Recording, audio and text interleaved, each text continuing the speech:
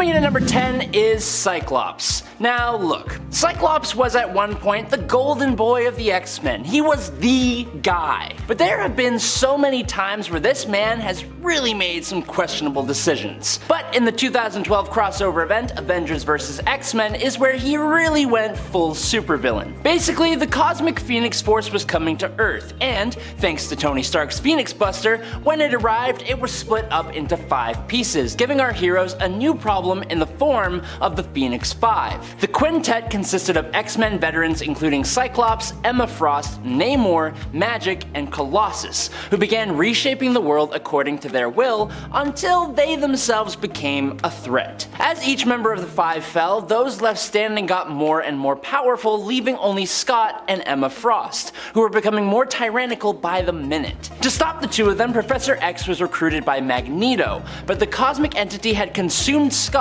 and even basically made him betray Emma Frost to gain even more power for himself. After a mental battle between him and Xavier, Scott used his power to actually take the life of his father figure, mentor, and dear friend, becoming the Dark Phoenix until he was defeated by Hope Summers and Scarlet Witch. Number 9. Reed Richards. In the Ultimate Universe, Reed Richards was a brilliant scientist and leader of the Fantastic Four, as he is in the 616 continuity as well. But I do have to acknowledge something: this Reed does not stay a hero for very long. In fact, he becomes one of the greatest villains in the Marvel multiverse. When Magneto unleashed the ultimatum wave on New York, Reed's son passed away, and Sue Storm rejected his marriage proposal, he started to go a little bit bonkers. He blew up his family home along with his parents, and he faked his own de-lifing. He then planned attacks on some major buildings and Peter Parker's home, which is just rude, and eventually he became one of the most sinister villains in the Ultimate Universe. The heroes found him,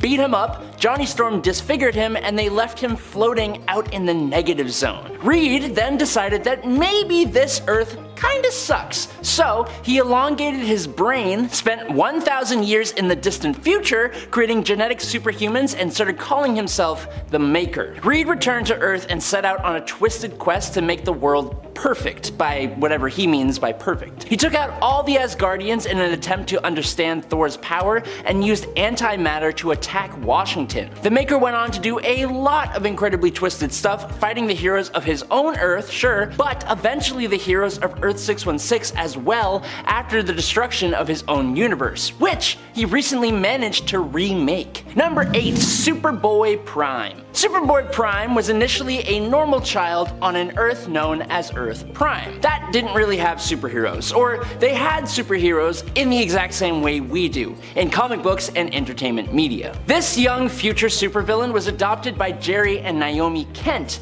who named him Clark, which was both Naomi's maiden name and the fictional comic book character Superman in their world. Well, turns out that Clark really was Kal-El, teleported to Earth Prime before the Krypton of this universe was destroyed when its sun went supernova. Discovering his Kryptonian abilities thanks to the passing of Halley's Comet while coincidentally dressed as Superman at a Halloween party, this Superboy left his Prime Earth reality shortly afterwards. As it happens, the Earth 1 Superman just happened to be passing by and asked him to join other heroes in protecting reality itself from the Anti-Monitor during the Crisis on Infinite Earths. His reward, along with Alexander Luthor Jr. of Earth 3, was a chance to escape to a heavenly pocket dimension where he doesn't age. Unfortunately though, being able to watch the post-crisis Earth that was getting darker and darker without being able to be a part of it, losing his childhood, knowing he could never grow up to be Superman, his idol of Earth 2, and feeling like the heroes of post-crisis Earth were absolutely dog water, Superboy Prime became a pretty bitter guy. He escaped with Alexander Luthor and instigated the Infinite Crisis and was extremely despicable. Number 7. Ozymandias. In the world of the Watchmen comics, one company seems to show up in almost every area of everyday life: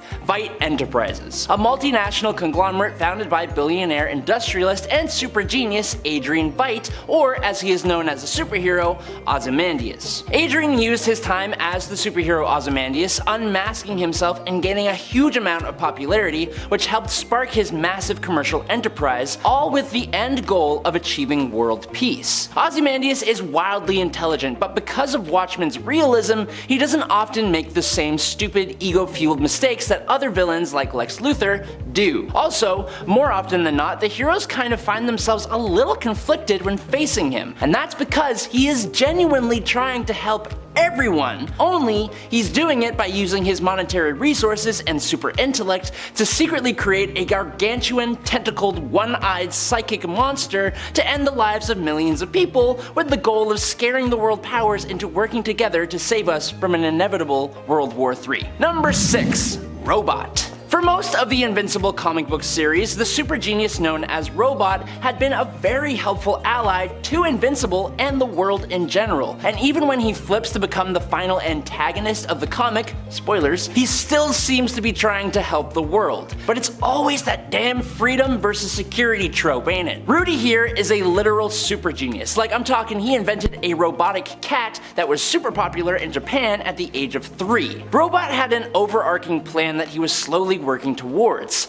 All of his actions were in service of his ultimate goal. He got himself a new cloned body, he got together with Monster Girl, went off-world with her to overthrow an empire and began ruling it, and eventually he took over the Earth using his robotic drones, using them to do multiple different tasks at the same time, like talking to the Viltrumites, fighting the Earth superheroes, and meeting with the President, all for the greater good of the Earth and the human species. But he's still taking away people's free will, which is not something we really condone here. Number 5. Beast. After the mutant nation of Krakoa was founded with its various different organizations and groups, the former X-Man Hank McCoy, or Beast, was put in charge of the intelligence wing of X-Force, which was the mutant nation's equivalent to something like the CIA. Meaning, Beast is now one of the shadiest damn mutants you ever did see, and one of the most prominent examples of just how shady he is comes in his response to an attack from the Republic of Terra Verde. Beast modifies the telefloronic biotech of the country of Terra Verde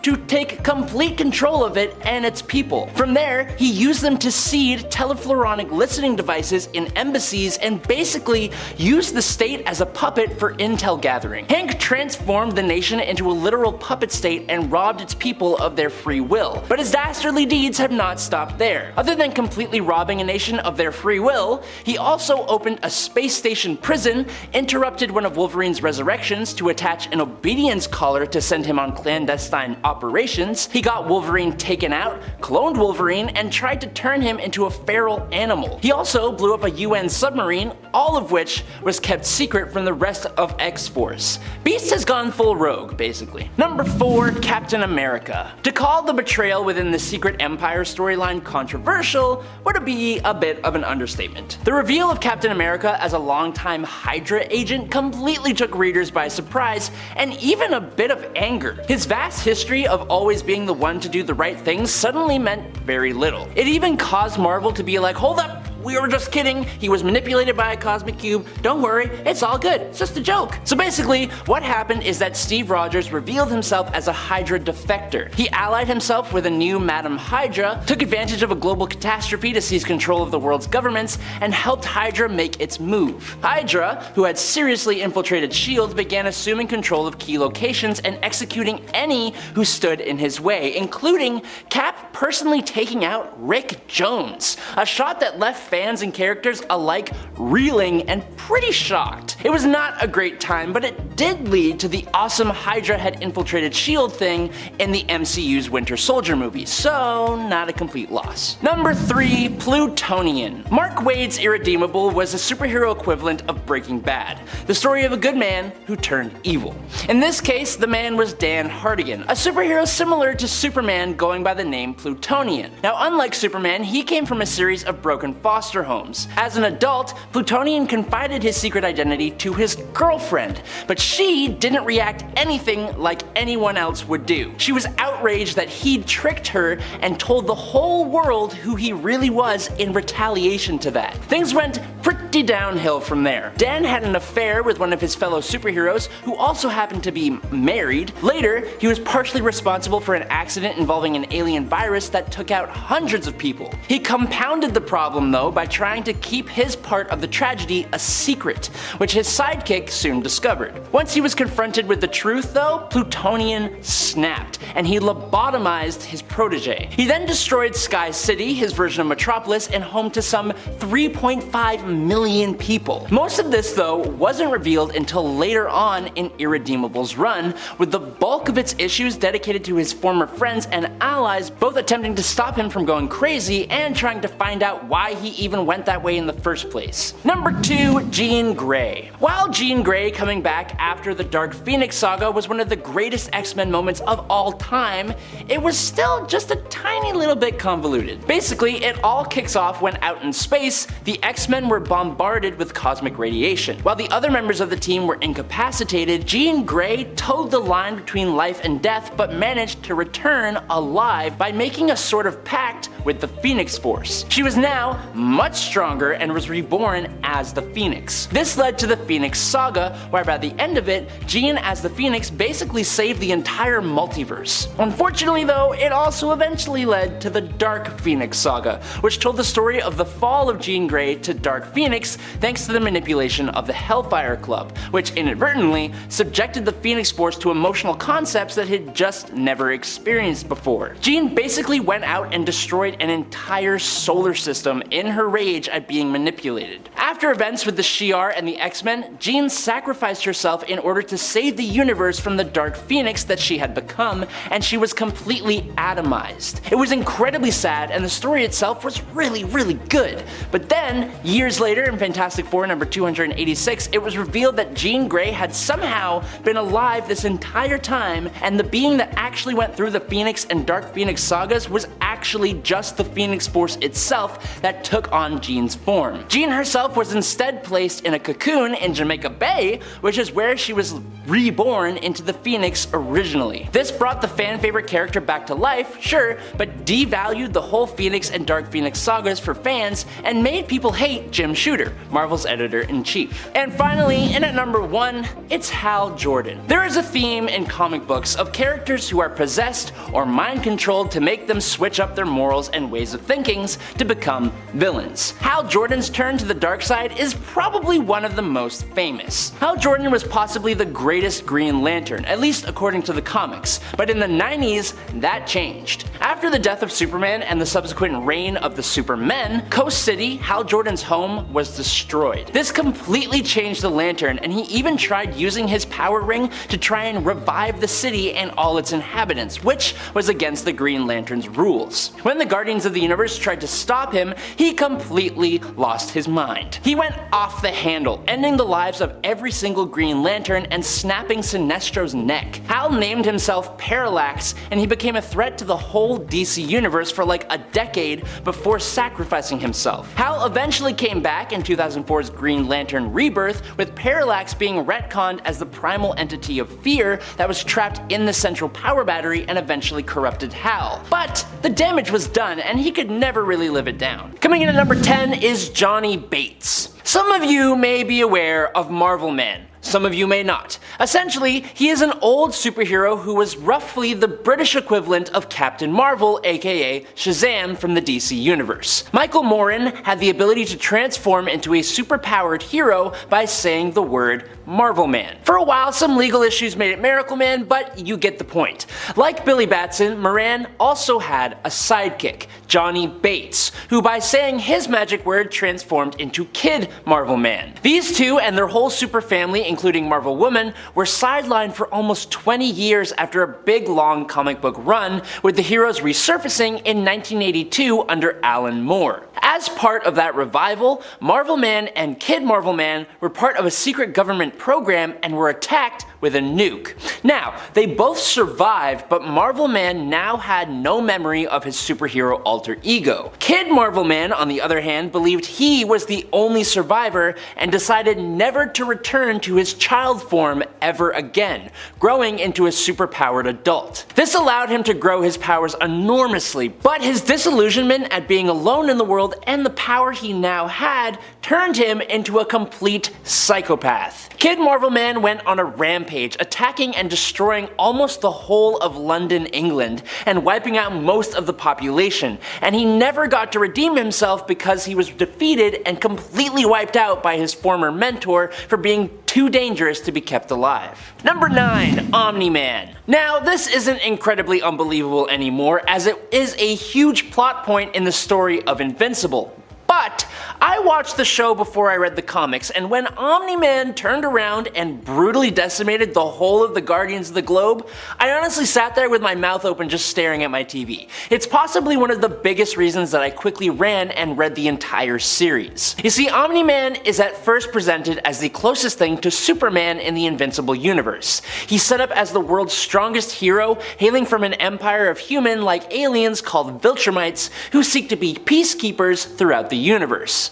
And then, all of a sudden, the Viltrumites are revealed to actually be the biggest threat to the universe, being brutal and desperate conquerors, with Omni-Man sent to Earth to judge the planet's viability as the new Viltrumite breeding ground, and then take it over for the entire empire. Unlike other Superman but bad characters, one of the central conflicts behind this story is the father-son relationship between Omni-Man and his son Mark, or Invincible. And the whole thing was just an awesome twist that you don't expect until it happens, and then it hooks you in so you want to see what happens next. Hey, if you're enjoying this video so far, make sure you go ahead and drop a like, and make sure to check out part 1 where we covered 10 more heroes who fell to the dark side. Thanks. And at number 8 though is Injustice Superman. Some of the best Superman stories have to deal with the Man of Steel, or should I say an alternate version of him, going to the dark side or just being straight up evil. Ultraman, Superboy Prime, Superman Red Sun, all fantastic takes on the character, but, and this is an arguable point, the darkest and most shocking of these is Injustice. Sure, Injustice is based off the Mortal Kombat-like video game, but its story, built upon its own line of comics, isn't just dark from the get-go, but it's actually pretty great. Thanks to the Joker, Superman is tricked into taking the life of Lois Lane, destroying Metropolis, and taking out his own son. He then decides to plunge his hand straight through the Joker's chest, pretty understandably, just cementing the fact that he has gone bad forever. But if that weren't enough, it's the way he dispatches the other heroes who used to be his friends that will really get you. Burning Martian Manhunter and using his heat vision on Shazam's eyeballs are two of the worst ones for me. Number 7. Thor. After the passing of Odin at the hands of Surtur during Dan Jurgens' 1998 to 2004 run on Thor, Thor ends up becoming king of Asgard, and well, Thor ends up being a pretty bad king. He is harsh, he lacks patience, and he makes some really questionable choices with the Odin Force power that he now wields. Choices like going off fighting frost giants, getting together with Amora the Enchantress of all people, and, in a really odd move, Thor decides that Asgard should invade Earth. Thor uses the resources at Asgard's command to try and forcibly solve all of Midgard's problems. Instead of trying to lead humans to be better, he just solves our problems for us, and while there is a lot of good done by this, sure, a lot of people are resistant to it. A coalition of different countries stage an attack against Asgard, destroying both it and New York City, pushing Thor even further into becoming a sort of dictator. He failed the Koron Kata, which is the test of character put in place by the Council of Godheads, and if that weren't enough, Thor eventually becomes unworthy of Mjolnir when he takes the life of Jake Olsen. He gains religious followers, makes enemies of his friends, and fights and imprisons other Avengers. But he does indeed become the ruler of Earth over the next 200 years, only to reverse it all when he realized how he was still a failure in the eyes of his son. Number 6. Black Mary. Black Mary has long been considered one of DC Comics' most wholesome characters, being one of the best members of the DC Shazam family. But after losing her powers in the trials of Shazam, Mary later encountered Black Adam. Now at this point in time, Black Adam was dealing with his wife's passing, and after realizing Mary was now powerless, Black Adam decided to imbue her with a portion of his power,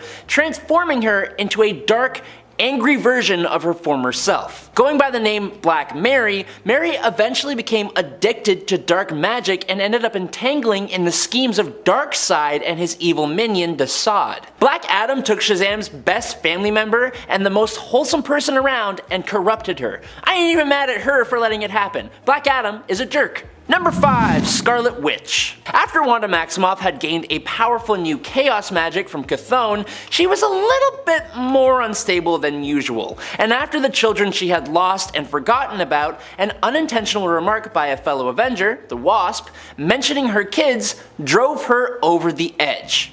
Again. and her chaos magic was unleashed and she went bananas on the Avengers, really giving it to them. This directly led to the de-lifing of the now Wanda-crazed Vision by She-Hulk, an illusion of a Kree invasion, a fake team of Avengers to protect Wanda, and not to mention the end of the line for both Hawkeye and Ant-Man. This caused the Avengers and X-Men to come together to think of ways to deal with her. Some, including Xavier, even suggested they put her somewhere she can do no harm. Somewhere like the afterlife, for example. As you can imagine, it didn't sit very well with Wanda when her brother Quicksilver told her about this and urged her to take action against it. Wanda then used her reality warping chaos magic powers to rewrite the entire of reality to the House of M. Number 4. Icarus. This one came as a bit of a surprise for me personally. I read the Eternals comics as a kid, and Icarus was the greatest of them. He was cool, if not like a little basic. But he wasn't a traitor, so it was almost a pleasant surprise to see the MCU go a totally different route of making him betray his fellow Eternals. I think it made the story just way more interesting. Basically, Icarus learned of his true purpose, to protect the human race to prepare for the birth of the Celestial growing inside of the Earth. His fellow Eternals, including their leader Ajax, however, had grown attached to humanity, and so Icarus made the decision to betray them, causing Ajax passing and trying to bring the birth of Tiamat the Celestial. It was an interesting change that some people may have liked and others may have hated, but it happened all the same, and in my opinion, it was pretty cool. Number 3. Angel. Warren Worthington III was one of the original 5 X-Men, going by the superhero name Angel because of his huge and amazing wings that allowed him to fly. But when he moved to the X-Force team, things went a little downhill. Thanks to a crossover event called the Mutant Massacre, Warren's wings were mutilated by the mutant Harpoon. Each wing was impaled, causing them to become infected and eventually even amputated. Warren was absolutely devastated by this, and at his weakest moment, the incredibly powerful villain Apocalypse showed up to save the day, quote unquote. Apocalypse offered to restore Warren's wings on the condition that Angel would serve as his horseman death. Warren, being completely lost, agreed, and he became Archangel and the lead horseman. Knowing all their tactics and all their weaknesses, Archangel beat all of the X-Men in battle way too easily. Eventually, Iceman helped him to recover his heroic side again, but this change endured, and the Archangel persona has been a huge part of Warren's character ever since, with him battling with his darker persona and eventually learning how to control and harness it. Number 2. Bishop. Bishop's portrayal of the X-Men during 2007's Messiah Complex revealed how far the time-displaced mutant is willing to go to change the future for the better. Basically, Bishop comes from a dark future where mutants and humanity had eventually gone to war, and he eventually ended up trapped in the present. He became an X-Men, and he's served on a number of teams off and on over the years, even being Professor X's personal bodyguard, and was just incredibly popular. After decimation depowered almost all mutants on Earth, the birth of Hope Summers signaled hope for the mutants, as she was the first mutant born since the decimation, and she was an incredibly powerful one too. But Bishop's past came back to haunt him, convincing him that Hope was the cause of the dark future that he came from. He betrayed the X-Men and planned to take out Hope before she could grow up and change the world forever. He set off nano sentinels with the One Sentinel Squad, taking down the human pilots and pitting the Sentinels against the X-Men. He then ambushed Forge in the chaos, laying a trap to capture Cable, who was protecting Hope, and end Hope's life. By the end of the event, Bishop had to flee the X-Men after firing on Hope, and instead accidentally striking and nearly taking down Charles Xavier himself. And finally, in at number 1, it's Daredevil. The Ninja Clan known as the Hand has had many run-ins with different heroes over the years, but none of those heroes have had as much interaction with the shadowy group as Daredevil. His mentor, Stick, and his sometimes girlfriend, Elektra, have history with the clan as well, and he's never been particularly fond of them, because why would he be? But when he seemed to secure control over the clan itself, he decided to put their skills to good use. He moved them to Hell's Kitchen and set up a headquarters and prison known as Shadowland. He changed the Hand into what he thought was a force for good, but as his time with the Hand went on, he seemed to be the one who was changing for the worse, becoming more aggressive and drastic with his methods of crime fighting. He started to butt heads with other heroes and even became responsible for the passing of his adversary, Bullseye. Now it turns out that this brutal new Daredevil was actually being possessed by an ancient demon called the Beast, who is the source of the Hand's mystical powers. Daredevil was secretly manipulated by the Snake Root, which is a small faction of the Hand that worshipped the Beast. They manipulated Daredevil into undergoing the ritual of the Black Flower. So when Daredevil took Bullseye's life, it actually completed the ritual and the Beast possessed him fully and corrupted the people of Hell's Kitchen until Iron Fist exorcised the demon from Matt Murdock. Number 10. Chasm. Chasm is Ben Reilly, who became a villain once more following the events of Spider-Man Beyond. During Beyond, Ben Reilly was given the role of Spider-Man after being hired by the Beyond Corporation, which had acquired the Spider-Man trademark. Despite this, both Peter and Ben showed up to fight the UFOs as Spider-Man, with Peter ending up comatose while Ben was safe thanks to the new Spider-Man suit he'd received from Beyond. Operating as Spider-Man while Peter was unable to, Ben discovered the truth of the Beyond Corporation and of the fact that he'd been having his mind wiped by them regularly. Apparently something he signed up for himself. Peter returned to defeat Beyond and help Ben,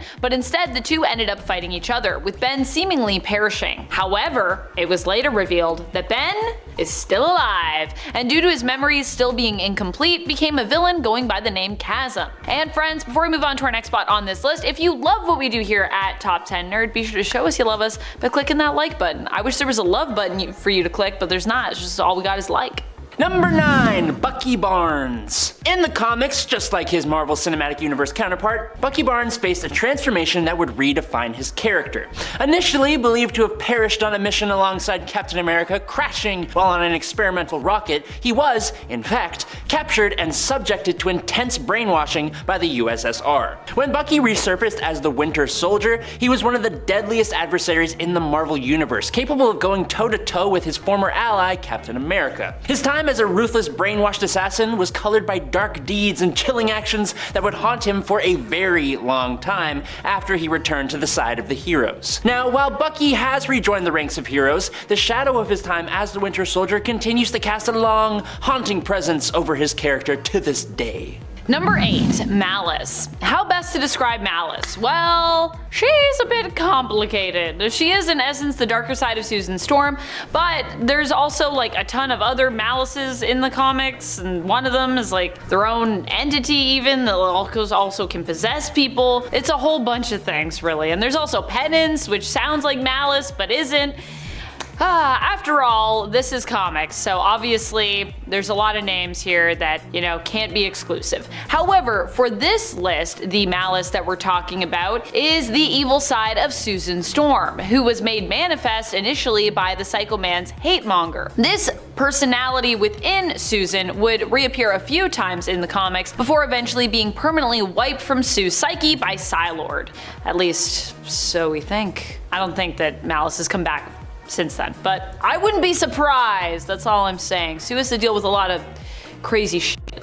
Number 7. Ultimate Black Widow. A change in the Ultimate Universe that actually made sense in my head for some reason was the relationship between Tony Stark and Black Widow. Shortly after Iron Man joined the S.H.I.E.L.D.-sponsored Ultimates team, he and Natalia Romanova struck up their relationship, and it went so far the two eventually got engaged, with Tony even giving Black Widow her own nanite-controlled suit of armor, which did look really cool by the way. But the happy couple didn't last too long, as it turned out that Natalia was actually a traitor working for the Liberators. After she turned on Tony, she managed to end the life of his longtime butler and close friend, Jarvis. Kind of an unredeemable act there. So it didn't feel so bad when Tony used the nanites inside Natasha's body, the ones used to control that fancy new armor, to paralyze her and steal information from her brain about the Liberators and her betrayal. And then, Tony knocks her unconscious with a wine bottle, giving her brain damage. There was also this whole raunchy video that got leaked of the two, which just felt kind of random, but hey, it happens.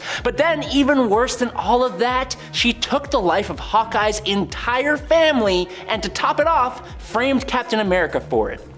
Damn. Number 6. Troya. Donna Troy is a popular character known for her association with the Teen Titans and as a superhero. In the past, she was also known as Wonder Woman's younger sister, but she is now an adult in the comics. While she has appeared in many stories, I want to focus on a lesser known aspect of her character. In an alternate future, a version of Donna Troy becomes Wonder Woman's greatest enemy, known as Troya, which is also a name that the main continuity version of Donna has been known as, and I know that, but this is its own thing, so just go with me here. This version of Troya has been a villain for over 1,000 years in her timeline. In her reality, many of the fellow Titans have died, and Donna realizes that she was created solely to be a weapon. She embraces this as her destiny and kills many villains and heroes as a result, including Diana, who played a role in the lie that Donna believed about herself, that she was ever anything more than a weapon, a tool. Number 5. Hank Pym. In the Marvel Cinematic Universe, Hank Pym is portrayed as a hero who previously donned the Ant-Man suit. But that Hank is a pretty different version of the character in the comics, who has a much darker and controversial history. In the comic book universe, Hank and his partner Janet were not only heroes in a relationship, but founding members of the Avengers. Their life together was not as seemingly well structured as it was in the MCU, especially when Hank experienced a mental breakdown after being suspended from the team. He accidentally dropped and smashed some vials containing various unknown gases. The released gases gave Pym a radical temporary personality change in him that was basically a severe case of schizophrenia. He took the new identity of Yellow Jacket, kidnapped Van Dyne, and proposed marriage to her as Pym had long wanted to do. Now, realizing that Yellow Jacket was really Pym, Van Dyne decided to play along, fearing that she would worsen his psychological condition if she did otherwise. Their relationship was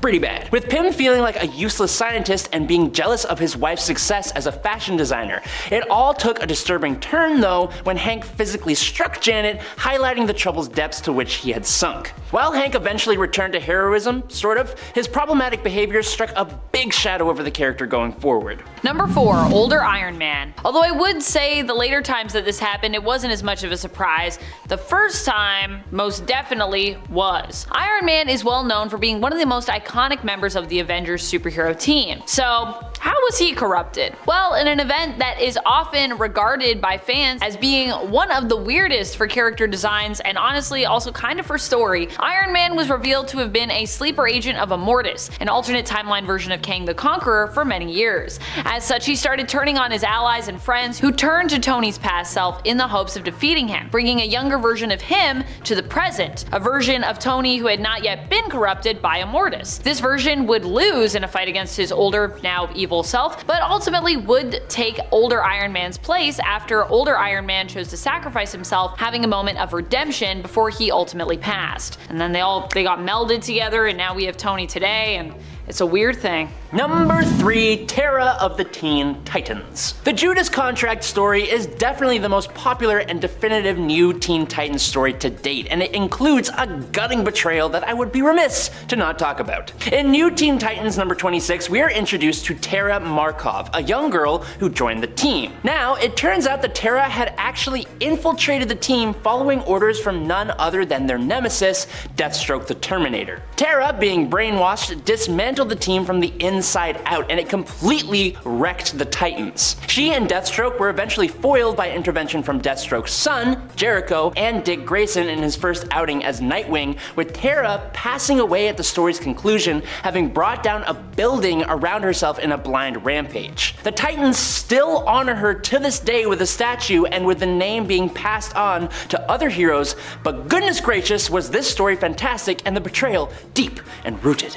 Number 2. Omega Spawn. I still can't believe that this happened, although I guess it only happened in an alternate reality, so that's fine. And I guess I can kinda see Spawn being an evil guy, but still, before I knew whether or not this was canon or alternate timeline magic, I was shook by the revelation that Spawn became Omega Spawn. I thought Omega Spawn initially was just a straight up alternate or like a different character altogether, but when I looked into it, I realized that this version of Spawn was simply an Al Simmons who had fulfilled one of his destinies, with Satan preparing Al to take his place as ruler of Hell, which is precisely what happens here. Omega Spawn is what would happen if Spawn took on the crown from the devil and allowed it to corrupt him, becoming the ruler of Hell and Hell's champion as opposed to Heaven's, which is another path that was actually offered to him in the main continuity, but one that he ultimately refused. In fact, at this point, Spawn actually hates both Heaven and Hell equally. Although Omega Spawn is also confusing to me because I feel like there's also like another Omega Spawn and Omega Spawn. And finally, in at number 1 today, it's Hulk the End.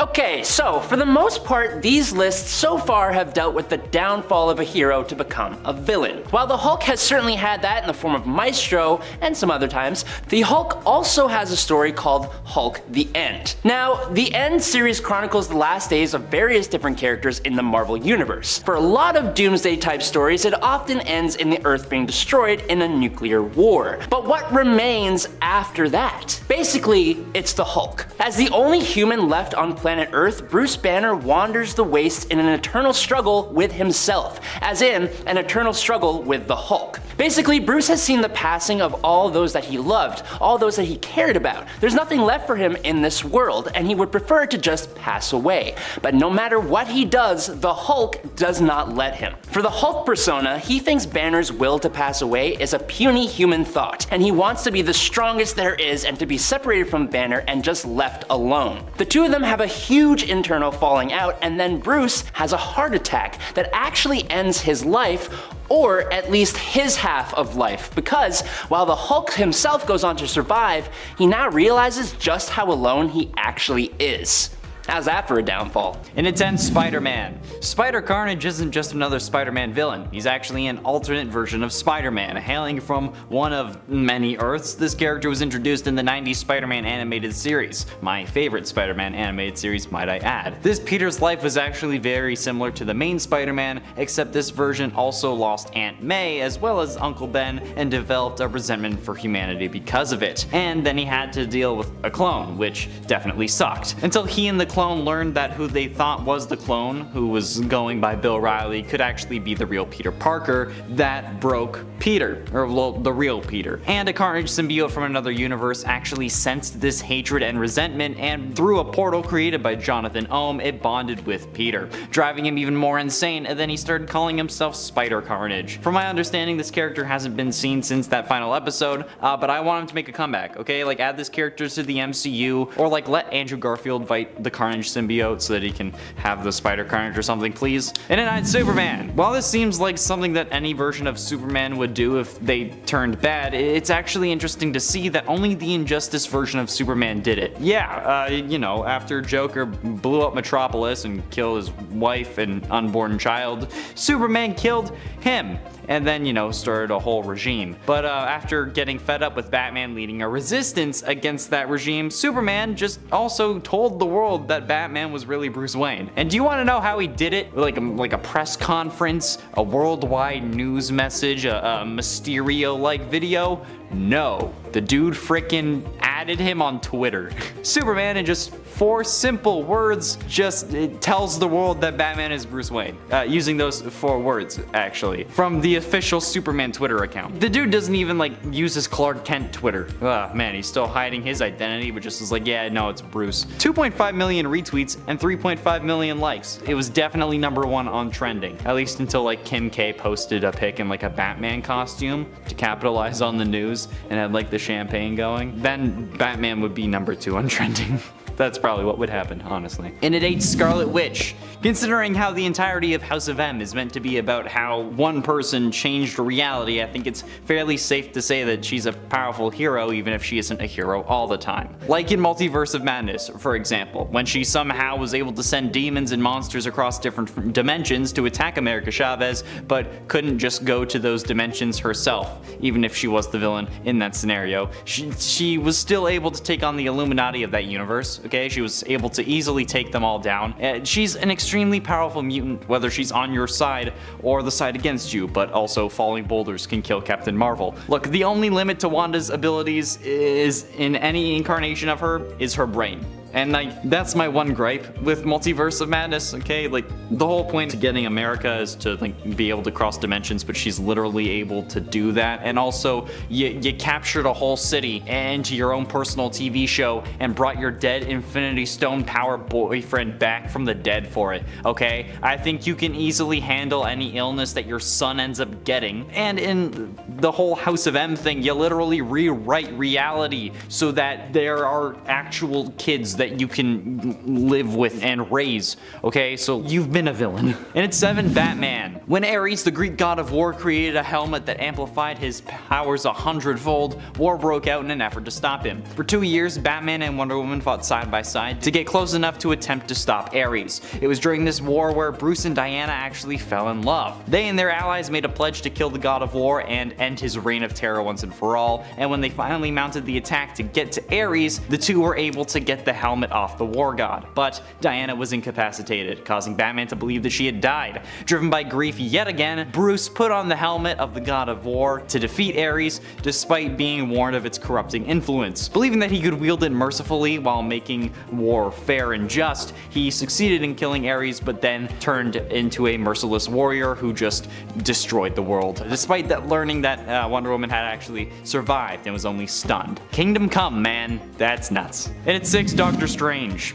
In the midst of the Infinity War, Doctor Strange found himself resorting to the forbidden knowledge contained within the Darkhold. Desperately seeking a means to overcome the formidable Thanos, within his pages he stumbled upon the Dreamwalking spell, which granted him the ability to traverse alternate universes. Tragically though, Strange's meddling inadvertently triggered an incursion, resulting in the utter annihilation of another universe. Recognizing the dire consequence of his actions, Doctor Strange ultimately renounced the corrupting influence of the Darkhold, taking responsibility for his actions, and entrusting the safeguarding of the tome with the Illuminati. Together they sought out the Book of Vishanti, harnessing its power to defeat Thanos, but to prevent any further repercussions, Doctor Strange submitted to execution at the hands of Black Bolt. Meanwhile, the Darkhold found its new sanctuary within the Sanctum Sanctorum of New York, carefully protected by Mordo, who swore an oath to prevent dangerous tomes from falling into the wrong hands. But again, it was evil Doctor Strange, okay? We saw it in Multiverse of Madness. We saw it in the What If storyline. Doctor Strange has gone dark multiple times, alright? Sorry. Halfway through into number 5, Green Arrow. Created by Grant Morrison and Arnie Jorgensen, the most recognized version of Prometheus made his first appearance in New Year's Evil Prometheus from 1998. Commonly an adversary of the Justice League, Prometheus would also serve as an enemy to Batman, Green Arrow, and Midnighter. Prometheus possesses no superhuman abilities, but has undergone intense physical and mental training, and utilizes an extensive range of equipment and technology like Batman does. However, Prometheus is probably the most known in the Green Arrow community for being the start of the Trial of Green Arrow storyline, commonly known as the worst Green Arrow storyline of all time, where Oliver kills Prometheus after he bombs Star City, kills Roy's daughter, then ends up cutting off Roy's arm, and then Oliver gets put on trial for his death. Yeah, you can say that was Oliver going dark, excluding the show. And at 4, Hulk. Oh man, okay, this is an interesting one. Hulk, aka Maestro from the Future Imperfect storyline, is actually the worst version of the Hulk you can understand, okay? Like, morally speaking. He's from the Old Man Logan series, but first appearing in the Incredible Hulk Future Imperfect #1 from 1992, Maestro possesses Bruce Banner's intellect and the Hulk's everything else. After a devastating nuclear war destroyed most of the human race, the radiation from that war ended up basically supercharging the Hulk and turning him into an even more powerful version. Ended up violently attacking his cousin, She-Hulk, which resulted in the birth of the Hulk gang. I don't want to get into that, but at this point I kind of have to because this number's about him. It's absolutely terrifying, okay? Because while the Hulk is already a freaking monster, add on to that more radiation, more power, the destruction of the country. Yeah, okay? And not only that, but this was 1992. God, they ran the whole Hulk gang thing in 1992. Thank God I wasn't alive. Getting close to the end in number 3, The Flash. Barry Allen, aka The Flash, is one of the former heroes who turned into a bloodthirsty vampire after Batman spread the vampire plague throughout the world of Earth 43. He confronts Wally West from a different world and attempts to kill him, but before he can succeed, he was killed by Roy Harper in this world, who shot him with wooden arrows in the back.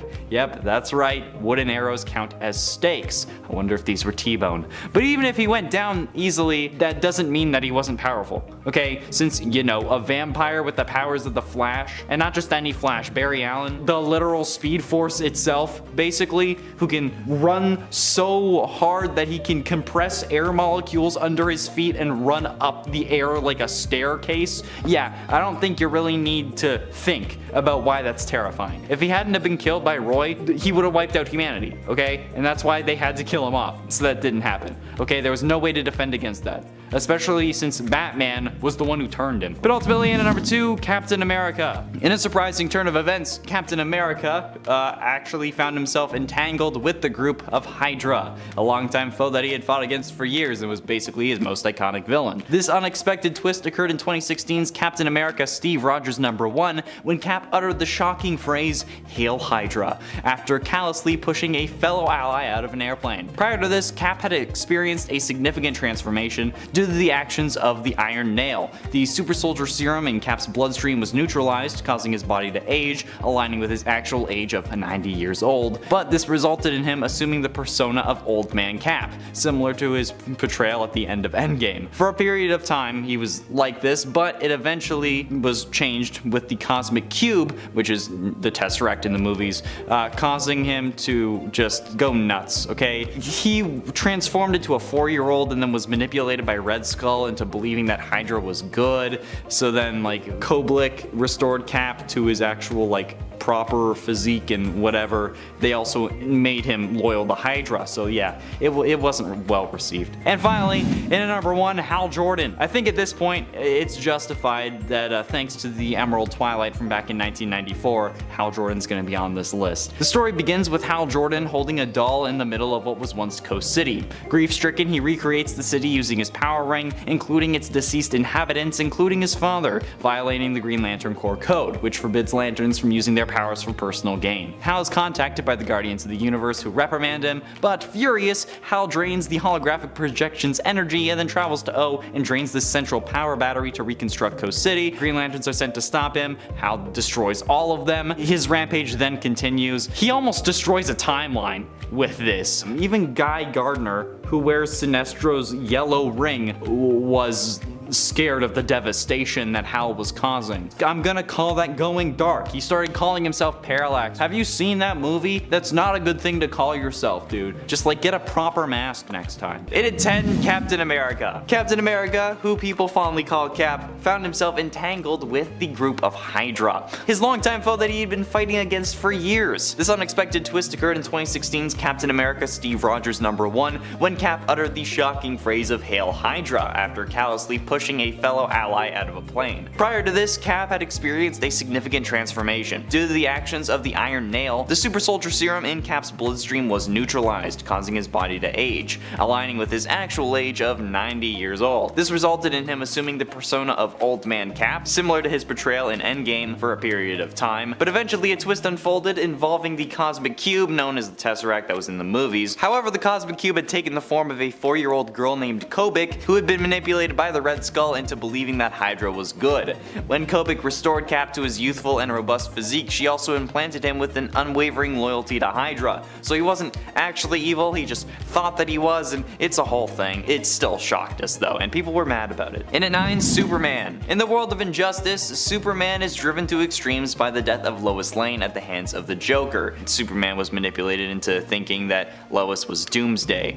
I'm sure you can guess how that went. Which leads him to believe that he must take a more aggressive approach to maintaining law and order in the world. As a result of this, Superman becomes a ruthless dictator, using his immense powers to control and subjugate anyone who opposes him, or just flat out kill them. He is willing to use violence and force to achieve his goals, and he quickly becomes a symbol of fear and oppression, rather than the hope and justice symbol that he was. One of the most interesting aspects of the injustice version of Superman is the way in which he's portrayed as a tragic figure. Like, while his actions are extreme and villainous, it is clear that he's motivated motivated by a deep sense of loss and grief. However, this does cause him to, become a freaking dictator. I don't think that really justifies it, but it makes him understandable. It also makes him butt heads with his original version when they bring him over to help defeat the blood-soaked Man of Steel. And at 8, Spider-Man. Okay, technically this is Spider-Man, but it's a zombie version of Spider-Man. I'm gonna count it anyway because this is freaking messed up, zombie or not. On Earth 2149, an alien plague ends up infecting all superpowered individuals and turns them into zombies. However, it's later revealed that the Necronomicon from Evil Dead was actually what caused it. But after learning that the plague was really bad, Peter ran home to get Aunt May and MJ the hell out of Dodge, understandably. But when he gets there, we get a good old case of protagonist syndrome and boom, zombie spider. He ends up becoming a zombie right then and there and then eats the 2 most important people in his life. He also has a fractured jaw before becoming a zombie, so I'm sure that you can imagine that this isn't a pretty sight, even by zombie standards, okay? It may not be our Pete,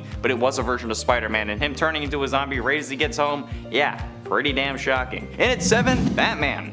When Ares, the Greek god of war, created a helmet that amplified his powers 100-fold, war broke out in an effort to stop him. For 2 years, Batman and Wonder Woman fought side by side and got close enough to attempt to stop the god. It was during this war that Bruce and Diana fell in love with each other, and they and their allies pledged to kill the god of war in order to end his reign of terror. As they finally mounted an attack to kill Ares, the two were able to get the helmet off of him. However, Diana was incapacitated, but Batman thought she was dead. Driven by grief of the loss of his love, Batman puts on the helmet to defeat Ares, but it's a helmet created by a god of war and not Kratos. So yeah, I'm sure that you can figure out where this is going. Despite being warned of its corrupting influence by Diana earlier on, he thought that he could wield it mercifully and make it just and use it for good. He successfully killed Ares, but was turned into a warrior who's merciless and just lost his old code because he thought it was worthless. Despite learning that Diana actually survived as well and was only stunned,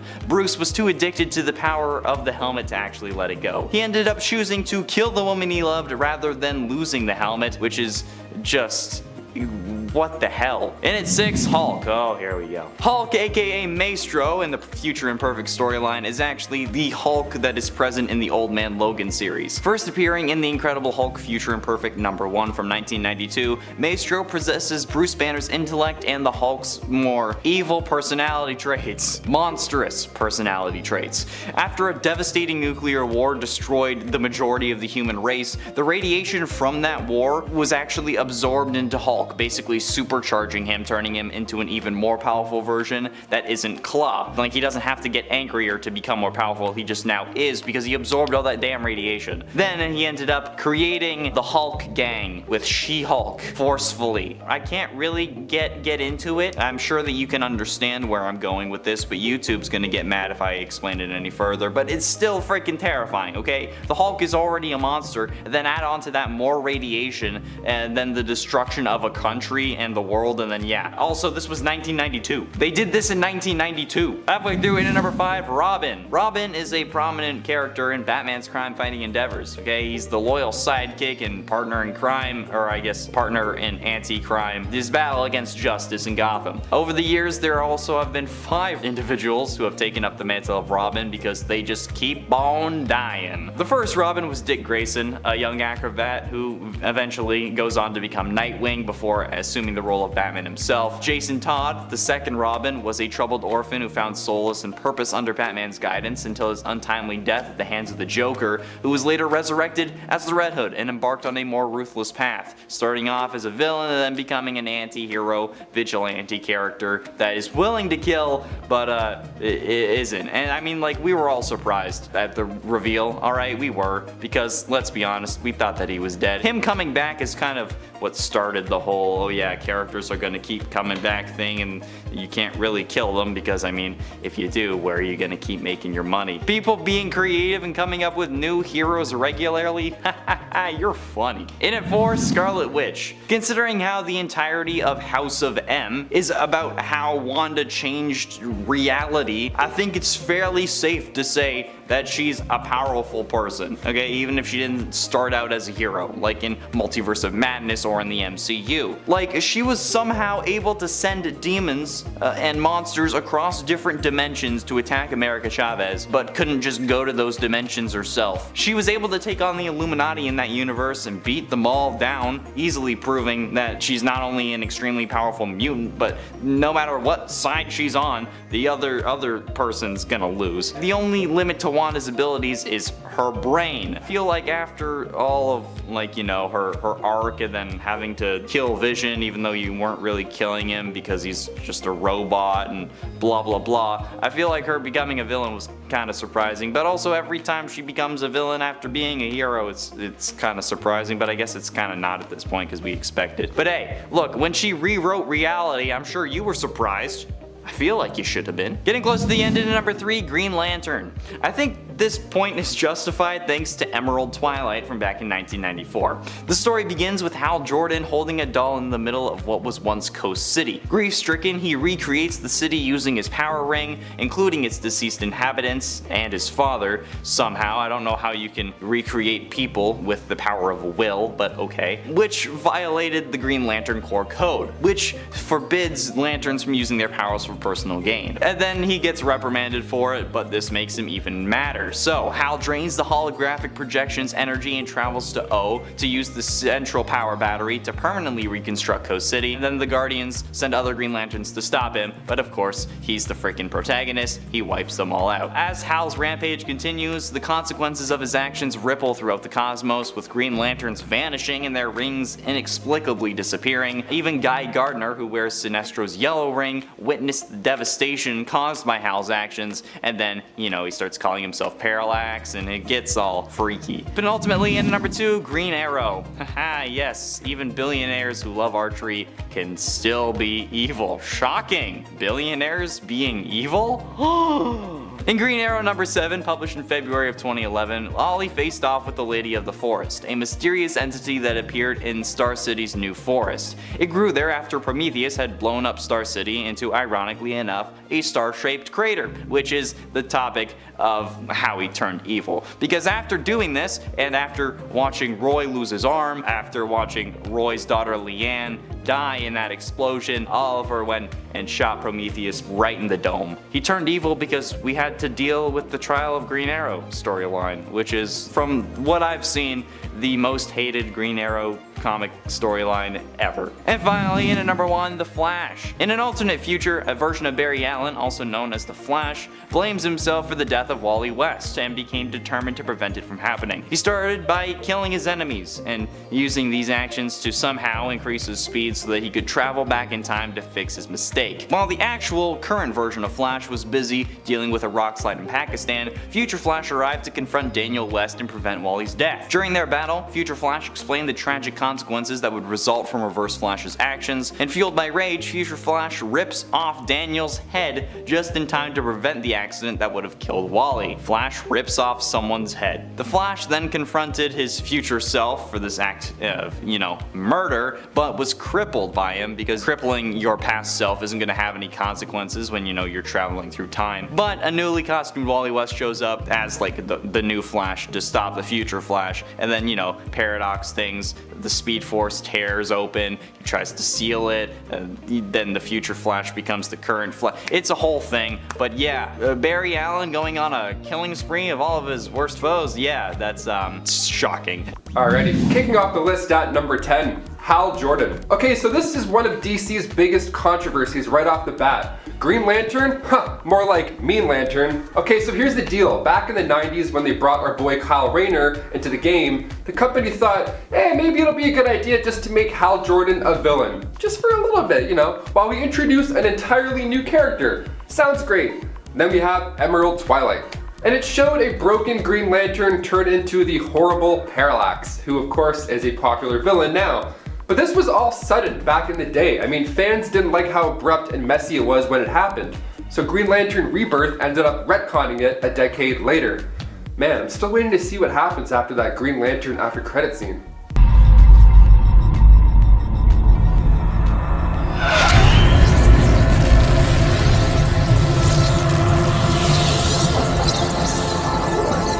There's probably a bunch of people who don't follow comic book movies or like studio rights, and they're probably sitting on their couch like, damn, when is the sequel coming out? I was really looking forward to that. Not coming out, never happening. And before we mosey on over to number 9, if you guys could go ahead and toss us a thumbs up at the bottom right there, it really does help us out a lot here at the studio. Thank you, you guys are amazing. Okay, back to some bad apples. Number 9, Scarlet Witch. No more mutants. I mean, throw a little comma in there and then I agree. Scarlet Witch. Okay, we're all counting down the days until the release of WandaVision because we could finally see an evil Wanda. Again, probably not, but maybe for a little bit, we'll see. She's the daughter of Magneto and the twin brother of Quicksilver, aka Petro Maximoff. Now, she was on her father's Brotherhood of Evil Mutants, but at one point she did join the Avengers. Hero badge, achieved. She's one of the biggest Marvel characters ever, and during the events of M-Day, she spoke those 3 words that I said earlier, and just like that, a mass amount of mutants were depowered or killed. So that large number being 986,618, only leaving a couple hundred left. Let's hope that we see something like this in the new, MCU shows. Maybe she'll do something crazy and that'll bring mutants into the picture, rather than bringing them out of the picture. Number 8, the Maestro. Okay, I know that name sounds cool, but this guy is an absolute nightmare. He is not a conductor of classical music, no. The Maestro in the series Incredible Hulk Future Imperfect is a version of the Hulk that was way more weird than Smart Hulk dabbing. I know, it's close second. Making his first appearance in a vision in the Incredible Hulk Volume 2 issue 401, Maestro was the main antagonist in the Incredible Hulk Future Imperfect storyline. Weird, let me explain. The story takes place about 100 or so years in the future after a nuclear war put the planet close to extinction. Kinda like where we're heading now. This alternate future version of the Hulk Maestro had been absorbing all of this nuclear radiation the entire time and then ended up becoming one of the strongest things on the planet. Obviously. Massive increases in strength and anger plus the brains of Bruce Banner made this guy arguably unstoppable. He also appeared in a not so chill version of the Hulk in the Old Man Logan storyline where him and his cousins have babies. So we'll just say that the spot belongs to Maestro. We're not even going to talk about that version. Yuck. Number 7, Steve Rogers. Okay, there are a couple lines from Steve Rogers that fans will remember from the MCU, like Avengers Assemble, that is America's ass. But the line Hail Hydra was followed by a roar of applause opening night, because not only does he use his post-Avengers knowledge to obtain the scepter, which in that of itself is already a great moment because the audience expects another cool elevator fight, and then Steve outsmarts even us. But the line Hail Hydra also comes right from the comics, in a bit of a darker scenario this time around. So the last words in Captain America Steve Rogers were that of Hail Hydra, and fans went nuts. This was huge news. People were pretty upset. I mean, readers were annoyed that this was only done for shock value. The 2017 series Secret Empire concluded that Bad Cap was a double and the good guy was locked in the Cosmic Cube. That's better. I mean, I guess that's better. Number 6, Superboy Prime. Superboy Prime. Yes, of course. Crisis on Infinite Earths is one of the biggest events to happen in DC history. It literally reshaped the universe. And it all comes down to Superboy Prime. First appearing in DC Comics Presents issue number 87, Superboy Prime is, well, the son of Laura and Jor-El, and after he couldn't save his Earth from destruction, he teamed up with an aging version of Superman from the late Earth 2 and Alexander Luthor Jr. of Earth 3 to fight the Anti-Monitor. Now this is a huge battle. Superboy Prime helped save hundreds and hundreds of lives from tons of planets. He was among other survivors stuck in a universe where he doesn't belong. Kind of feels like me. I just feel like you don't belong somewhere. It's normal. It's a normal thing, guys. So after the battle, Superboy Prime hung out in this peaceful paradise dimension with the other survivors, thanks to Luthor. That is until Superboy Prime gets frustrated of living out these old memories, these sad memories, and then he literally punched reality apart and retconned a lot, including the resurrection of number 5, Jason Todd, aka Red Hood. Making his debut in Detective Comics 168 in The Man Behind the Red Hood, Jason Todd took over the mantle of Robin. Now at this point, Dick Grayson left to become Nightwing. And well, Jason? He has a lot of anger. I mean, once you get beat to death, literally, by the Joker, and your mentor, your boy, doesn't avenge your death, sure, anger is a word that I could use for it. Then there's a sweet little link That's right, so after Batman: A Death in the Family, when Jason is brutally killed by the Joker, he comes back as the bad and badass Red Hood. Now, at this point, he's ruthless. He has much darker ways of getting what he wants. I mean, I don't blame the guy. If the Joker killed me and Bruce left me, I'd kick a few doors in as well. I'd kick all the doors in. Number 4, Jean Grey. Jean Grey is an Omega level mutant born with telekinetic and telepathic powers. Seeing the potential in Jean's strength, the Phoenix Force attached itself to her while she was in danger during a space mission with the Fantastic Four. It's X-Men 101, guys. No, literally, it's Uncanny X-Men issue 101. There it is. And Phoenix has entered the chat. This dark, powerful cosmic force started to change her for the worse. She ended up destroying an entire solar system, yeah, that killed like billions, and took her own life in order to keep the universe safe. Brave, but it's also horrible. A few years later, it was then revealed that it wasn't actually the Jean Grey that had died. No, just the Phoenix as a separate entity that had taken over her mind and all that jazz. Sometimes you just want people back, and we gotta deal with it. Cool. Number 3, Spider-Man. Okay, so back in the 80s, Spider-Man got a new look. How cool. Something fans always love, right? When you just change the look of a character that you've loved forever. Yeah, we go back now to the Amazing Spider-Man 252, where it all began. The rumors are true, says the front page, introducing the new Spider-Man. Yeah, during the Secret Wars arc, this new costume was thrown in to spice things up, and fans didn't like it. Of course, fans hated it. It was later revealed that the costume was actually a symbiote, and that wearing this new slick suit was altering Peter's physical and mental state. Kind of like when a sock falls halfway off when you're wearing a boot. You're all of a sudden just not the same person you used to be, you know? So over time, Peter was getting more and more dark, a little bit more brutal. And that's what happens when you change it up, man. Sorry, not sorry. If you think he's not bad enough to be justified as a villain during this phase, just watch the jazz club scene from Spider-Man 3 again, and we'll talk. Number 2, Bucky Barnes. 2005 was a wild time. I talked about Red Hood already on this list, but Marvel had their own type of badass come back from the dead as well. In 2005, Bucky Barnes returned, but of course he wasn't the same. So near the end of World War II, Bucky and Cap were trying to disarm a bomb on a plane whilst taking down Baron Zemo. Pretty cool, fun times. Now the bomb went off. Ooh, not good. Hurling Steve and Bucky into the freezing waters. And as for Cap, I mean, we kind of saw his life, we know what happens. He came out of this pretty easy. He remained frozen, just hanging out, had a good time. Bucky though, good old trusty sidekick Buck, wasn't so lucky. His body fell into the freezing waters, and at the time, a Soviet spy submarine was in the area crossing the English Channel. So they scooped him up, fixed the whole left arm situation that he had going on, brainwashed him, and then turned him into a brutal assassin. It's heartbreaking. He has all these incredible abilities that make him a fierce fighter and assassin, but he doesn't remember how he knows these things, making him a deadly sleeper agent and now a terrifying villain. This is Steve's right-hand man. I mean, one of the biggest turning points of Marvel was the introduction of the Winter Soldier. This was a conflict that came to life on the big screen back in 2014, and we're still watching Bucky try and sort this out, even today. Not an easy road for the guy. Poor Buck. And finally, number 1, Hawkeye. This one was quite controversial when it went down. Okay, so the introduction of the Infinity Stones were pretty sweet. We see Captain Marvel, Quicksilver, Wanda, all these heroes getting their powers from these stones.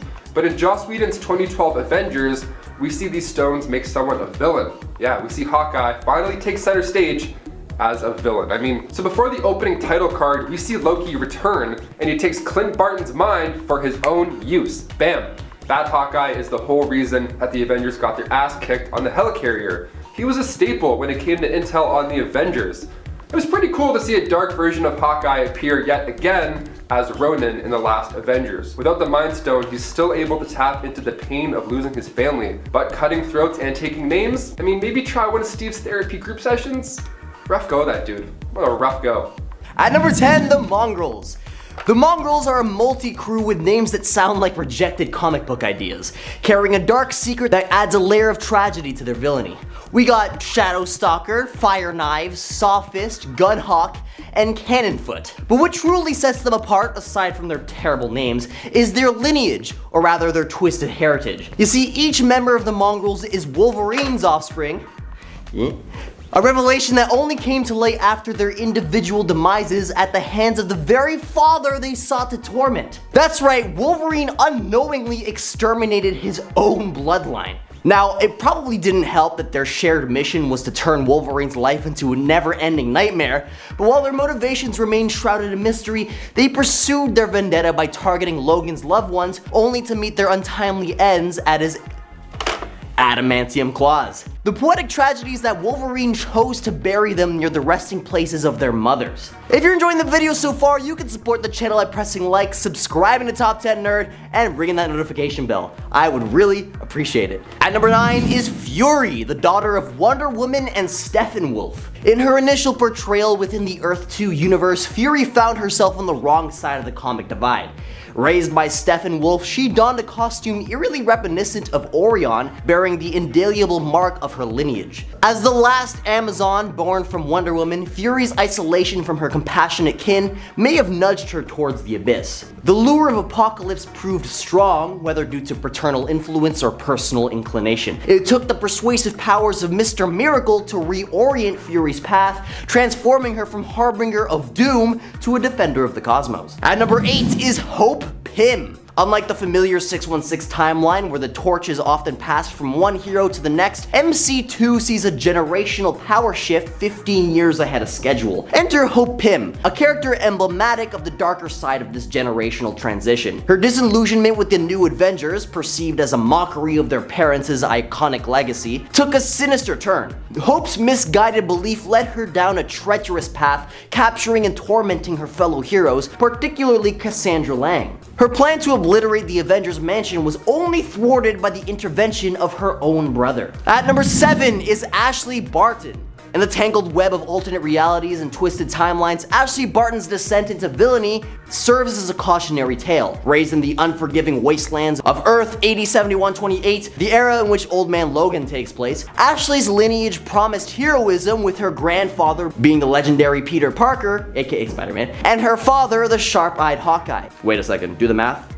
That's not good. However, Ashley's destiny took a dark turn when she sought to topple the reigning Kingpin, only to find herself ensnared. Upon her rescue by her father Hawkeye, the narrative could have embraced redemption. However, Ashley's actions are shattered by that hope. In a shocking act of brutality, she used her spider strength to unalive the Kingpin, seizing his throne and ruling the Empire with an iron grip. As her father fled, she unleashed her forces, creating a web of turmoil, pun intended, that spiraled into chaos and darkness. A tragic example of how noble lineage can warp into something altogether sinister. At number 6 is Scar. Born from the cataclysmic events of Planet Hulk and World War Hulk, Scar's origins are drenched in tragedy. Bruce Banner's twin sons, Scar and Hero Kala, miraculously survived the annihilation of their home planet Sakaar, thanks to their mother's protective cocoons. Eventually, Scar arrives on Earth, where his actions teeter on the precipice of heroism and villainy. Driven by a twisted sense of justice, he becomes a self-proclaimed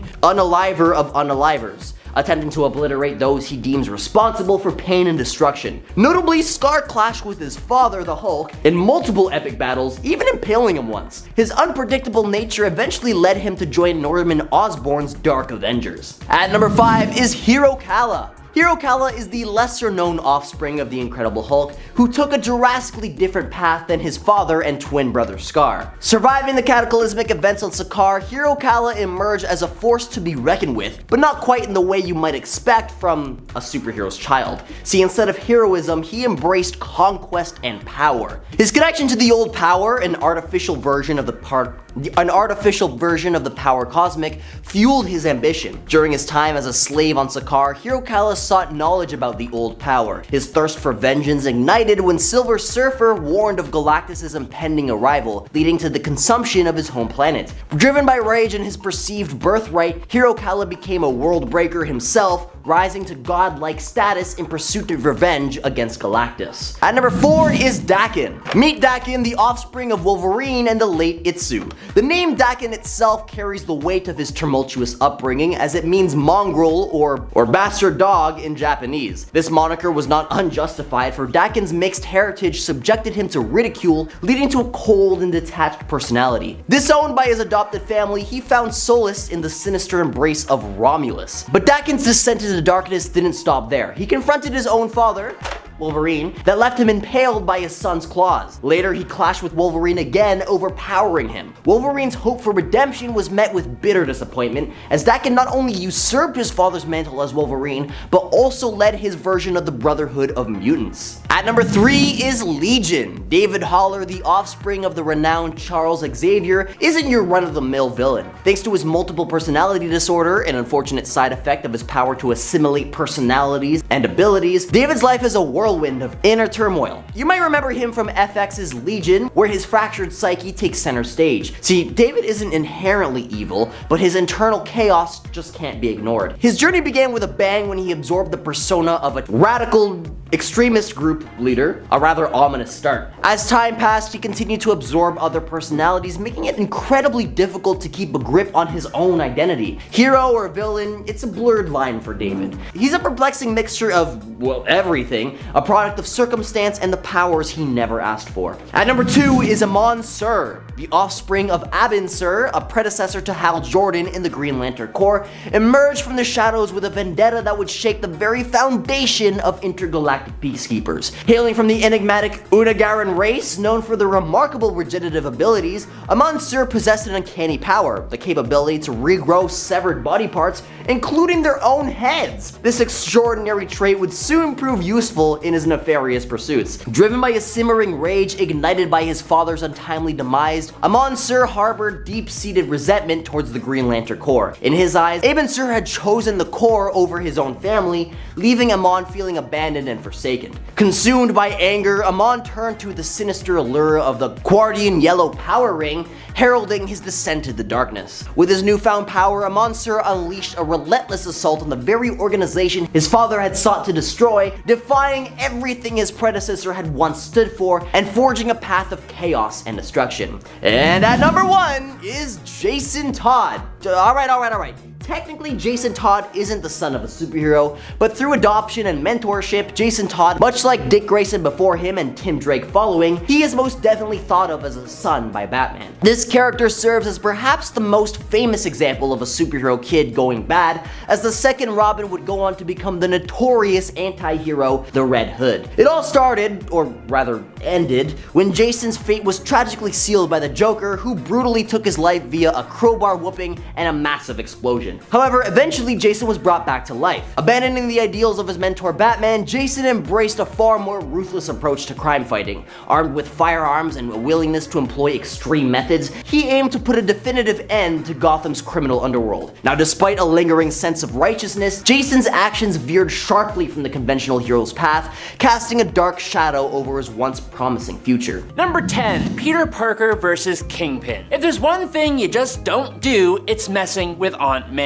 In the aftermath of Marvel's first Civil War event, after Peter had revealed his identity to the entire world, his past villains were all coming back to get some personal revenge. This put his family in danger, and despite his best attempts to protect them, when an assassin tried to bring him down, he dodged out of the way and Aunt May happened to be in the line of fire. This transitions immediately to the Back in Black Spider-Man arc, which saw Peter don his black spider suit again and go on a warpath to find out who was responsible for hiring the assassin. Eventually, Peter learns that it was none other than the kingpin of crime, Wilson Fisk, who hired the goon. Fisk was in prison at this time, but using an extremely large stash of cash that he somehow had hidden within his prison furniture, Fisk was able to get out of his cell, release the other inmates, and get about halfway through the prison before Spider-Man came crashing in. And after letting Kingpin monologue a tiny little bit, Peter proceeds to lay an incredibly savage beatdown on the Kingpin in front of an entire prison wing of his own underlings.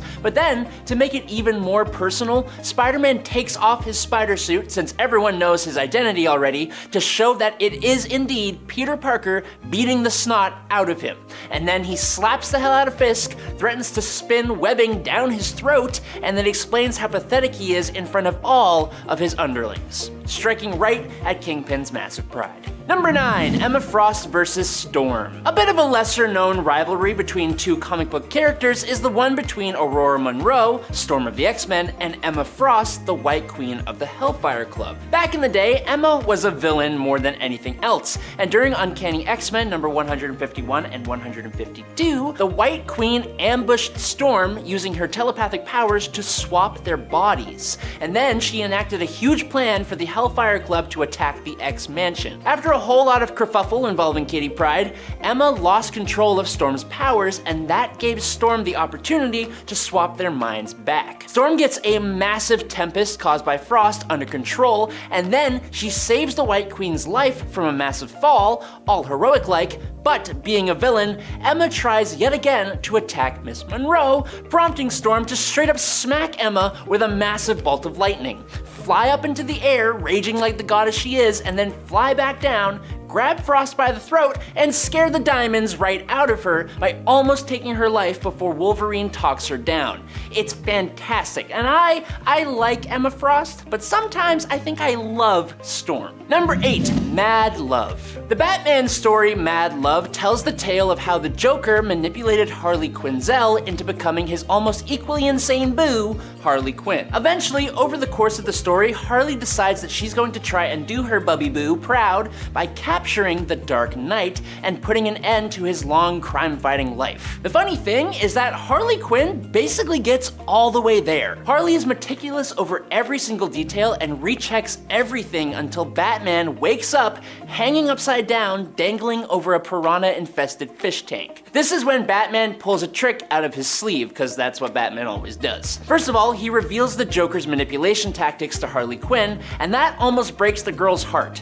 But then, he essentially tells Harley that unless Joker sees the deed happen himself, he would never believe that Harley could have taken out Batman. This gives Harley some grief, and so she calls up the Joker himself and informs him of the situation. This drives the Joker mental, as he can't stand the thought of his girlfriend stealing his spotlight. So much so that he basically causes her to go crashing out a window, and he frees Batman. In a moment of clarity, the Joker realizes that he could have taken the opportunity to take down the Batman himself. I guess he kind of forgot that he just leveled the playing field for the Dark Knight, who quickly gets the upper hand, and it leads to the Joker's defeat. After he admits to the Joker that Harley got closer to beating him than the Joker ever has, and then, as an extra slap in the face, he calls the Joker Puddin'. Number 7, Squirrel Girl vs. Dr. Doom. Look, we're talking about comic books here, okay? Just keep that in mind. In Marvel Superheroes number 8 from 1992, in one corner, we've got the Fantastic Four's top enemy, the ruler of Latveria, the man who has wielded the power of the Beyonder, a man who constantly blends incredible technology with powerful magic and artifacts. Fueled by his massive deserved ego, it's the one and only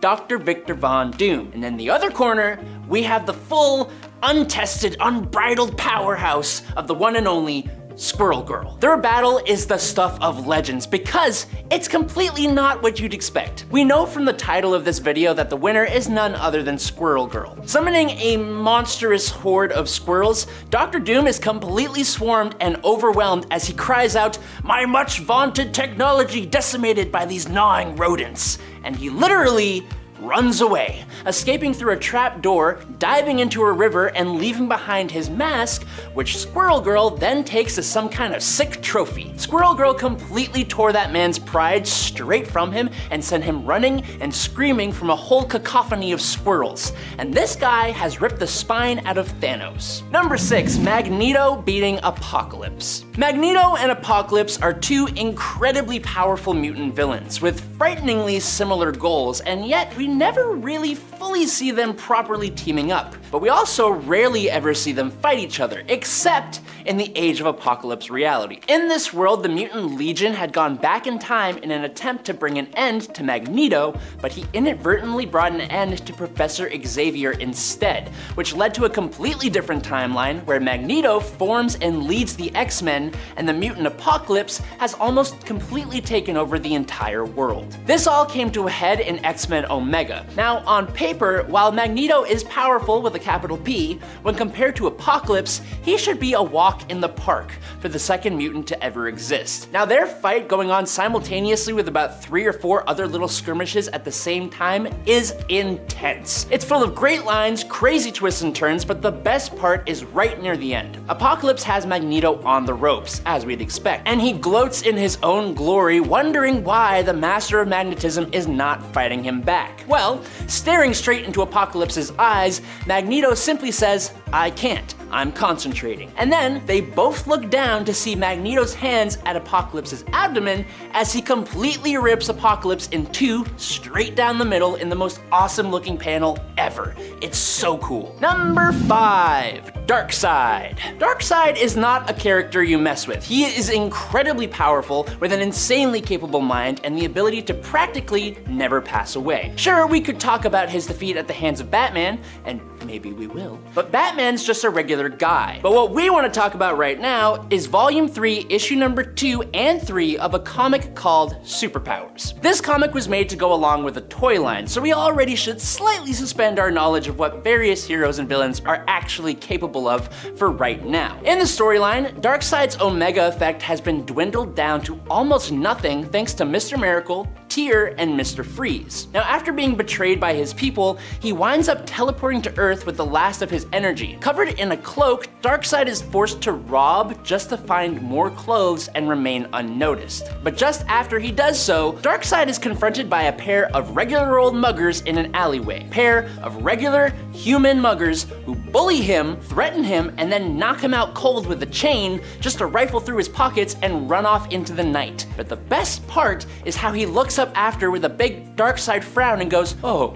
surely my plight can sink no lower." You never see Darkseid like this, literally ever. It's hilarious. Number 4, Batman vs. HyperClan. In 1997's JLA, helmed by Grant Morrison, a team of superheroes just show up on Earth and begin fixing problems and completely eradicating supervillains, gaining popularity with the people that rivals the Justice League itself. The difference here is that this team of superheroes, known as the HyperClan, are actually white Martians trying to set up a Martian invasion of Earth. Unsurprisingly, the first of the Justice League to find this out was Batman himself, who managed to evade being captured unlike the rest of the League, who honestly went down like a bunch of chumps. I'm just saying. After all the real heroes had been captured, the whole rescue was left up to Batman himself. Sneaking into the HyperClan's base, Batman managed to lure one of their members, a mortal, who he strung up in an honestly extremely brutal looking way with a little batarang-held sign that read,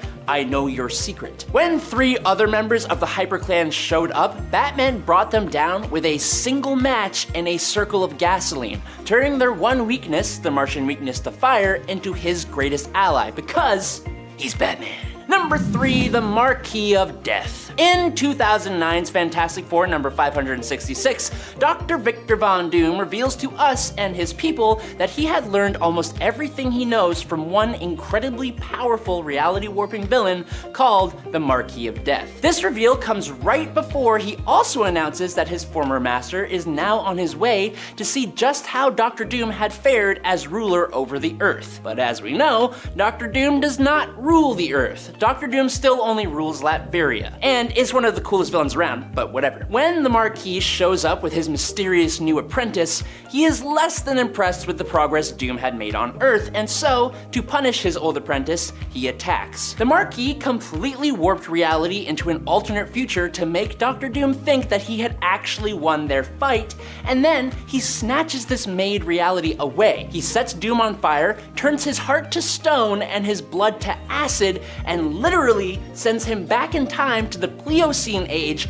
dropping Doom in the ocean to be eaten by megalodons. Do you realize how insane what I just said is? Because it's crazy. That should be the point right there, but there's more. Over the course of the rest of the story, the Marquis goes on to fight the Fantastic Four, almost beating them and defeating them while simultaneously being worn down quite a bit. But then, almost out of nowhere, the Marquis' mysterious apprentice just shows up and completely slaps and destroys this reality warping villain in a swift move, but not before revealing that he is actually Dr. Doom. Doom had somehow managed to survive being eaten by megalodons and all the other things done to him. He gained enough power and dark magic to completely change his form. He traveled through time to become the Marquis's apprentice, even defeating Uatu the Watcher so he wouldn't be discovered, all just to hide in plain sight, waiting for the opportunity to get his revenge on his old master. It's so cool! Number 2, Black Panther and the Skrulls. Wakanda, like the other fictional kingdoms of Atlantis and Latveria, is protected by a man who will do pretty much anything to protect his people. T'Challa doesn't really have the luxury of sparing those that would do harm to his incredibly advanced home. But Wakanda is also one of the #1 places targeted when an invading force wants to take over Earth. So, taking those two facts into account, when the Skrulls try to invade Wakanda to start their mission of dominating the Earth, T'Challa, the king of one of the most advanced nations in the world, and his wife, Storm of the X-Men, one of the most powerful mutants alive, left those aliens with a clear message. After tricking the Skrulls into attacking their own men for information, the Skrulls send out their best warriors for the task of taking down the pair. But just as those toughest warriors are gone from sight, an army of Wakandan soldiers breaks into the Skrull ship and leaves not a single Skrull soul alive. While that happens, those toughest warriors are turned into pulp by Black Panther, with T'Challa using their bodily fluids to write "This is what happens when you invade Wakanda" on the bridge of the Skrull ship. Number 1, it's Darkseid. I told you we were going to talk about this. When Darkseid finally discovered the anti-life equation, he understandably wasted absolutely zero time finally putting an end to the eon-spanning, never-ending war between New Genesis and Apocalypse. Now, as the one and only new god, Darkseid came to Earth and inhabited the body of a human being, using that unique position to slowly take control not just over Earth, but over pretty much all of creation. But us humans, we have rather squishy and frail bodies compared to someone like a new god. And because of the amount of power that Darkseid possesses, the body he decided to inhabit becomes rather worn down and basically begins to rot. But Darkseid had practically already won, so his guard was down. Those two things together, combined with the existence of a certain someone by the name of, Batman, equals disaster. Batman ends up breaking out of the prison that he'd been locked up in and gets his bat hands on a god-killing bullet made of radium. Batman makes his way to Darkseid, and with the villain at a physical disadvantage because of his body, Batman fires the final shot to bring him down. This god, who has taken on not just the entire Justice League, but like all of creation, gets beaten by Batman with a bullet.